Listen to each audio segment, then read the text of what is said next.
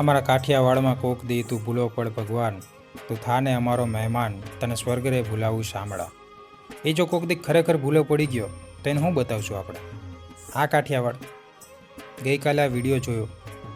એક યુવાન જાહેર રસ્તા ઉપર એક દાદાને લાફો મારી રહ્યો છે. ઘટના કોઈ પણ હોય, હમણાં છેલ્લા ઘણા સમયથી અવારનવાર આપણને આ બધા પ્રકારના વિડીયોઝને ન્યૂઝ આડા આવતા હશે કે પાનના ગલ્લે કે પછી સિગ્નલ પર મારામારીના બધા પ્રકારના કિસ્સાઓ વધી રહ્યા છે. આપણે આ કાઠિયાવાડની તો કલ્પના નહોતી કરી બોસ. રાજકોટને રંગીલું કહેવાય છે. કયા રંગો બતાવીશું આપણે દુનિયાને? એક રાજકોટિયન તરીકે, એક કાઠિયાવાડી તરીકે બહુ દુઃખ થાય જ્યારે કોઈ એવું કહે ને કે રાજકોટ હવે રહેવા માટે સેફ નથી રહ્યું, કે પછી રાજકોટ હવે લુખ્ખાઓની કે ગુંડાઓની નગરી બની ગયું છે.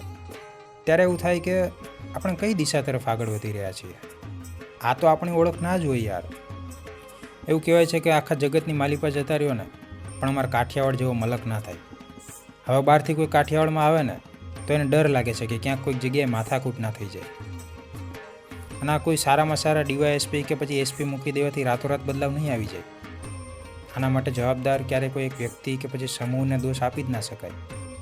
આના માટે આપણો આખો સમાજ, આપણી એજ્યુકેશન સિસ્ટમ, દરેક વ્યક્તિ જવાબદાર છે. આવનારી પેઢીને આપણે શું આપીને જઈશું? આપણી ધરોહર, આપણી સંસ્કૃતિ, આપણા સંસ્કાર, આપણી માન મર્યાદા, આપણી ખાનદાની, આપણી ખુમારી, આ બધું પછી ખાલી પુસ્તકોમાં, ડાયરાઓમાં જ જોવા મળશે. આપણી અંદરથી ધીરજ, સહનશક્તિ, માણસાઈ હવે ખૂટવા લાગ્યું છે.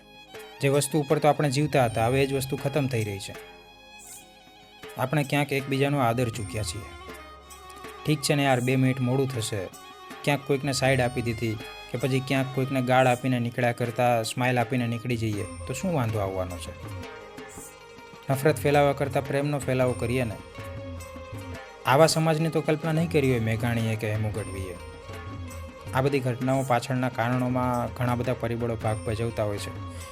જે તે સમયનું પોલિટિકલ એન્વાયરમેન્ટ, આર્થિક, સામાજિક, મોંઘવારી, બેરોજગારી, આ બધી વસ્તુઓની અસર જે તે સમયે સમાજની માનસિકતા સાથે સીધો સંબંધ ધરાવતી હોય છે.